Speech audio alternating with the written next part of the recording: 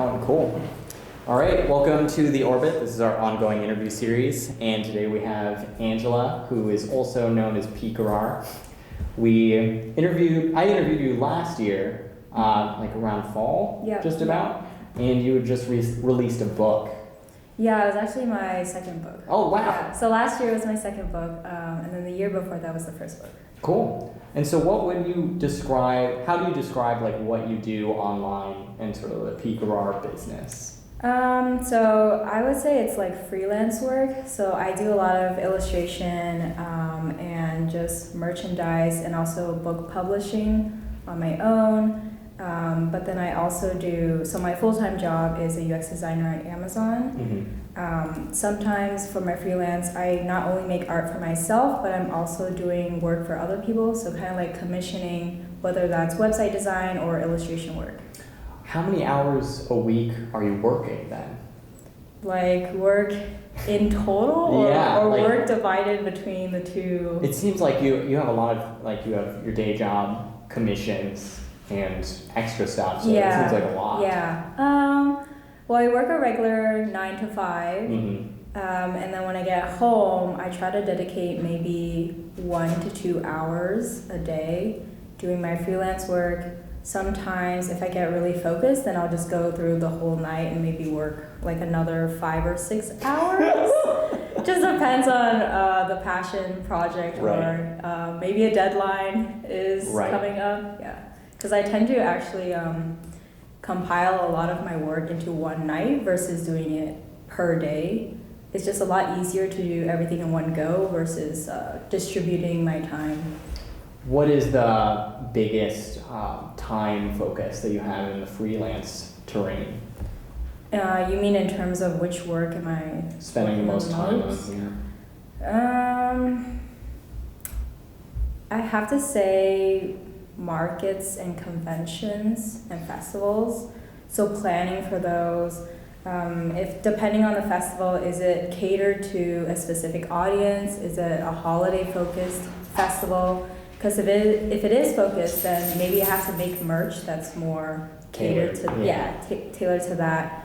My book, I wouldn't say it takes that much time because for that one I do spend an hour or two a day, and that's kind of casual. I can draw my book, write it while watching a movie, so I don't have to be so focused. But for markets, I do have to think about how do I want to set up my booth and what do I want to bring. And for commissioned work, where does that fit in? Commission work depends on if people hit me up.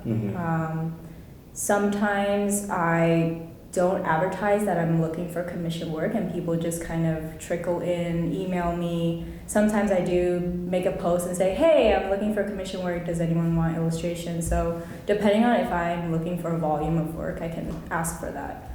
But I wouldn't say it takes as much time as markets and conventions. Yeah, that's like the main one. Since there are all of these time commitments, how do you manage that? It's probably not efficient, but I manage by deadline. So if a convention is coming up, I probably prioritize that over a commission.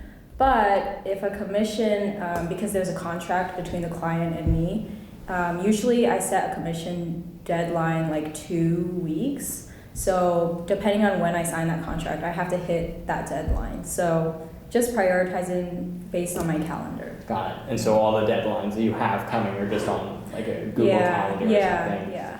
Wow. Yeah.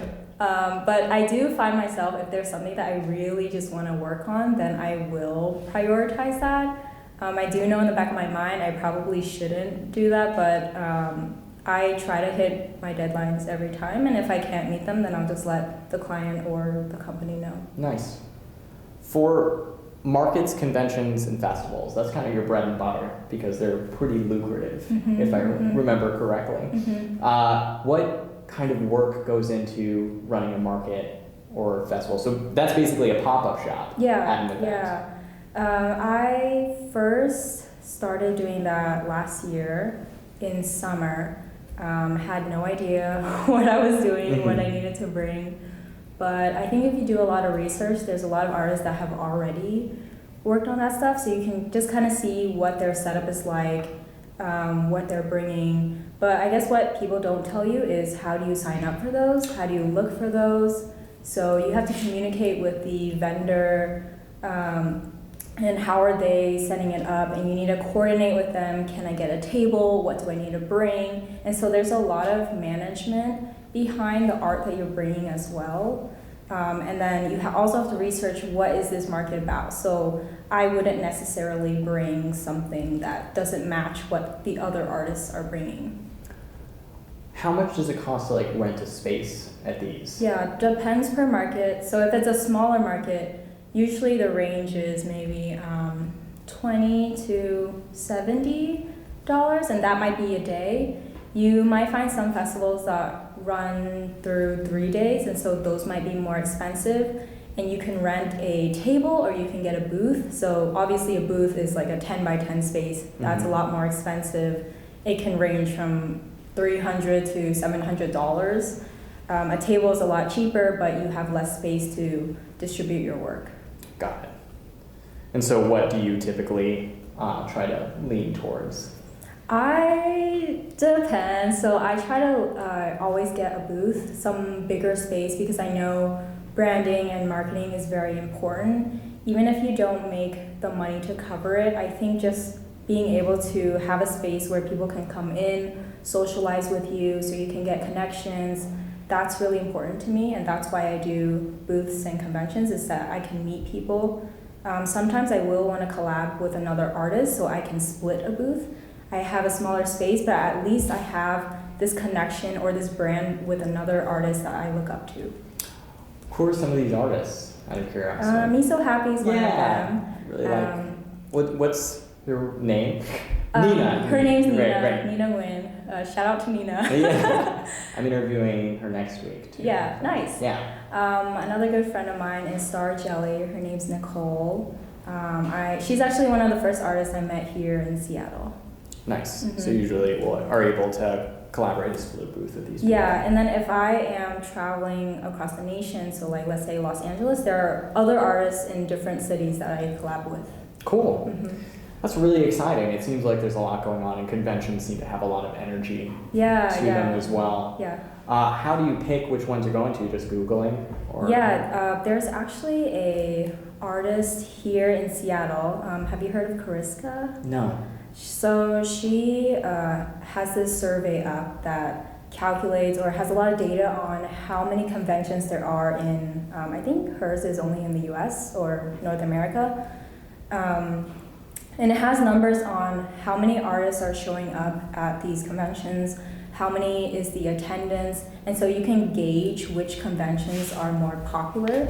So it might be better worth your time to go to conventions with, let's say, over 20,000 people, because you have to think about, do I have to get a hotel? How much is the flight and transportation and all of that? Will this convention cover my cost of travel even? Right. Versus like a convention that might be for a school. So that's a lot smaller. It's not catered to a bigger city or a wider audience. And so you'll only get maybe 500 people, and that's not a lot compared to a convention that has 20,000. Right. I'm now like thinking about your products. So they're tailored to each event. What would you say, what's your process of product creation like? Yes and no. They are tailored to convention, and when I say that, I just mean if I know I'm going to, let's say, an anime convention, then I might bring more prints because that's what they like to buy there. But it's not to say I'm limiting myself to bringing or not bringing something. Specific. I think the brand is very special, or it's very important to be cohesive with your brand. So if I do a lot of dog art, so I will always bring dog related things because it reminds people of my brand. But if I go to, let's say, a cat convention, maybe like that's not the best thing to bring, but I could draw something that is cat related. I think the process for how I make my products is I know that I mostly sell apparel and stickers, and so I will usually just go to those certain things. Where are you making your apparel and stickers? Most of them are in-house. So the apparel is At Amazon, actually, we have a creative studio, and so I'm actually able to print my own work on apparel that I can find myself. For stickers, I work with vendors. They're in-state or out-of-state, and I can just talk to them very quickly and see which quality, which prints and sizes that I want. That's really cool. And so how much time goes into like making these physical products to sell, and like roughly what's the expenditure as well? I think time to draw is takes more time to draw and create. Time to print, always give your vendor and the company that you're working with, or even the print shop, if you're doing it yourself, maybe up to 2 to 3 weeks, because there might be a misprint or something that you didn't anticipate. Giving yourself enough time before the deadline, you need at least, I would say, 3 weeks to speak with those vendors. The print itself, I don't think takes too long. Like for a company to ship you something, it's maybe 5 to 7 days. I think it's just communicating with the vendor and then getting the products exactly the quality that you want them. Wow, what was your most recent convention, and how did that go? So it's 2019 now. I haven't done any shows this year. There was one supposed to be 2 weeks ago. It got canceled because there was a snowstorm in Seattle. Everything got canceled. Yeah. My next show is in March. It's in Vancouver. And that's going to be my first international convention. So it'll be fun to learn about currency and how that's going to work. Right. Yeah. But I think my last convention was in maybe November, so 4 months ago. Yeah, and so since then, I've actually been working more on my books, drawing for myself versus for merchandise. And actually, one of my resolutions for 2019 is to draw more for me versus trying to crank out all these products and aiming towards conventions, because I found that I was making too many things, and part of my brand is simplicity, so I don't want to overburden customers with too many choices on my website. When you're drawing more for yourself, what kind of things are you focusing on, or what's that like? Yeah, I think what that means is my style is very cute and simple, so it could be maybe just one character. Versus drawing for myself, I love detail, so it's actually the opposite. It's not as simple. It has a lot of backgrounds, textures, colors, and it takes a lot more time to make that. And so I don't have to meet any deadlines. It's just drawing art for me, and then when I'm done, I'm done and I can share it. Versus people are not waiting for me to work on something. Yeah.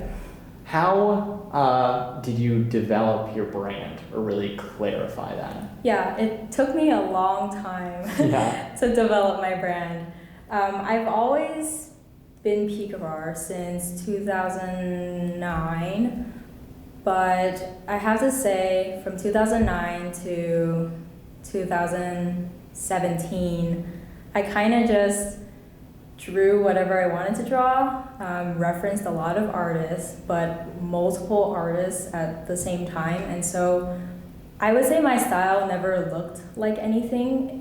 It was always cute, it was always simple, but if you compared all of my artwork, they didn't have this consistent look to them.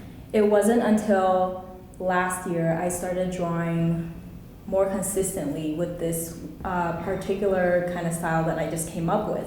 And I thought, hey, finally, this is something that I really gravitate towards, and something that I enjoy drawing.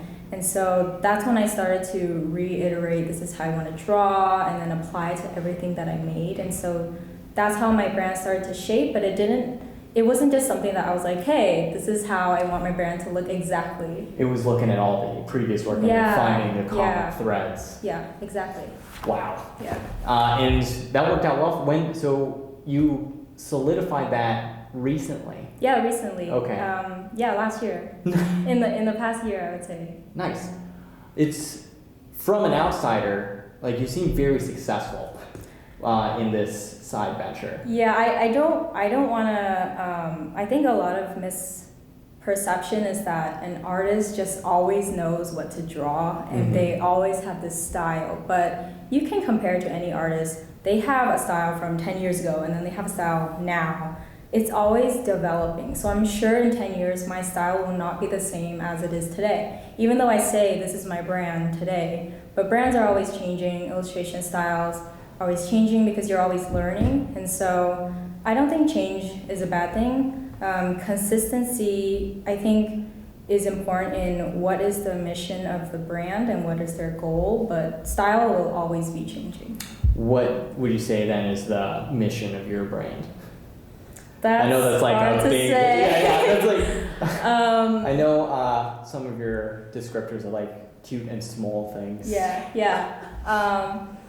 Well, I think just in general, I want to distribute art that makes people happy, that inspires people to do something. Something I want to do in the future is be able to teach people about art, how to be an entrepreneur, how to get started, how to overcome the fear of feeling like no one will love your art or no one will buy your art. So I want to be able to inspire people. I think if you're describing my brand or my style, it's more cute, friendly, approachable, and simple. Why do you want to inspire people to kind of make art? It seems like a no-brainer, but where is that coming from? Yeah, I think it's part of my journey as well. Is I didn't have anyone mentoring me growing up. It was just my mom, but she's very business-minded, so she guided me towards the entrepreneurial side, saying things like, yeah, you can sell your art, or this is what you can do with your art. You can apply it to all of these different brands or companies, but she wasn't really artistic and couldn't understand what it was like to struggle with art blocks or feeling like you're not good enough. And so I want to be a mentor to people who feel like that, because I didn't have that growing up. Are you doing that kind of thing now? Yeah, I sort of am. A lot of people that I meet at conventions, they come up and they're like, hey, we remember you from Tumblr, because that's how I got started in 2009. And they said, like, you've gone such a long way, and they're so impressed. And they tell me about how they also started drawing because they saw my work, but they never really got anywhere with it. And so they ask for advice, or sometimes people will reach out via email. And it's people like that I'm able to help today. We was canceled because of snow, but you have like an artist meetup as well. Do you organize that? Yeah.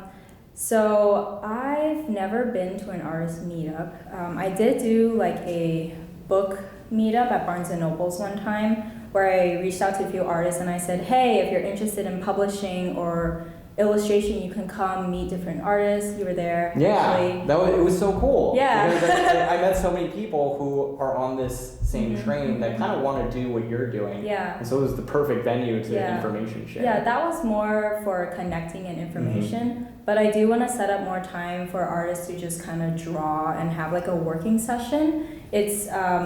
It's very easy, or I think it's easier to work with people who are like-minded, and also if everyone's focused, then you're in this environment where it inspires you to keep working or drawing. I think it's really cool how you want to create this teaching environment. What do you think is the best way to like push this inspirational portion of your journey? You mean like, what are the channels that you're doing this? Yeah, the meetups are one. Actually, people who know that I try to mentor, they will connect other people for me, so they'll send people my way. Something I want to work on this year is doing more streaming, so live streaming on how to draw. Although I find that a lot of people for streaming, they're not interested on how-tos, but they're interested in just the process of how I'm working. And they'll ask me questions when I live stream, like, how did you start? Or if I have a business, what should I do? And so this live streaming is a great channel for talking to fans and people who are behind a screen. They're kind of anonymous, so they're not afraid to reach out. I know that you make a lot of, like, a portion of this side income comes from selling products. Does any of this mentorship pay you at all? Or is it all pro bono? Yeah, not currently, no. Okay. Yeah. Was that something you're interested in, or would you rather just mentor for free? I haven't really thought about that deeply Mm-hmm. yet. I think that's a great idea. I think starting first, I need to create some credibility, and then maybe for me, I would be more comfortable in having like a more formal class. Okay, so that would be like at a school or something. Yeah, like in a traditional yeah. sense. So actually, here in Seattle, we have a Asian American museum called the Wing Luke, and they reached out to me and they said, "Hey, we have some classes on the weekends. Would you like to come and teach? And we'll pay you, and it will be whatever curriculum you want." And at first I was like, oh, actually I've never been a teacher, or I don't know how to teach. And then I met someone at Amazon who's a watercolor teacher. Her name is Sophia Trin. And she invited me to one of her classes just to kind of shadow and see what it's like to teach. And then at the end of it, she was like, how did you like my class? And how was I as a teacher? And I said, wow, you're so amazing. Like just walking all the students on how to paint, and you walked around, and you're very charismatic. And she said, I have no teaching background, so you can do it too. And it's really just like being on people's level and Mm-hmm. trying to understand where they're at and how to help them, and communication versus like being certified to be a teacher. Right. Yeah. Do you find yourself helping people with entrepreneurship as well? I think it's not really the entrepreneur side, it's mostly the mentality. Is people are afraid to even start, they don't know where to begin. They have art, but they're like, I don't know what to do with it. And Right. so it's more like telling them, yeah, you can do it, here are some ways to do it, but it's them taking that step. Well, I'm taken aback at how big your network is because you seem to have like people reaching out to you. Yeah. What was your Tumblr following like? And because I know a lot of people know you through Tumblr, Yeah.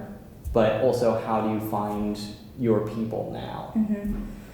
Tumblr was, I have to say, was a bit easier because in 2009, there were not very many artists online. So if I posted something, then it would reach a lot of people without me having to try. The internet was a lot smaller, and so I could really do whatever I wanted, and it would reach millions of people. So I got, when I used Tumblr for 4 years, and reached up to like 60,000 followers on Tumblr and on DeviantArt. And then I took a 4-year break. And so that actually hurt the brand a lot. People were asking, where was I? And are there going to be more merch? But that momentum kind of slowed down. And I didn't start uploading work until last year. And so I had to rebuild that network. Like Tumblr fans, they still do show up here and now, but the majority of the fans today are new fans. So people I find on Instagram, I've gotten to know a lot of people in Seattle, so the art community here is quite small, and then so they can also advertise for me, and then I will meet people who know other artists in Seattle. So it's just like a lot of reaching out, going to events, and then on social media, it's also people reaching out and being like, hey, we found your work and want to learn more. So What is your main media channel online? right now is Instagram. Got it.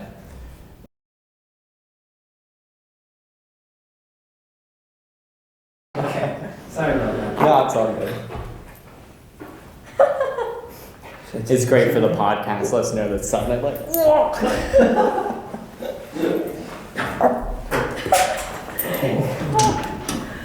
good.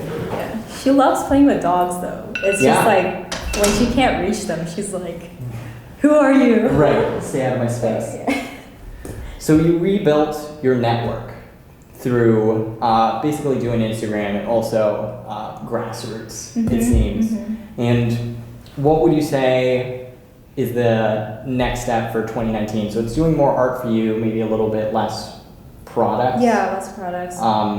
What's the next big project? more streaming for sure, just like helping people, getting to understand what fans are interested in so I can answer questions, get used to talking to myself and talking to fans. And so something I'm really excited to work on this year is a comic series. I used to do a lot of comic writing back in the Tumblr days, and that got really popular. Oh, what's going on? Don't get a little loud. Hi. Yeah, I will. No?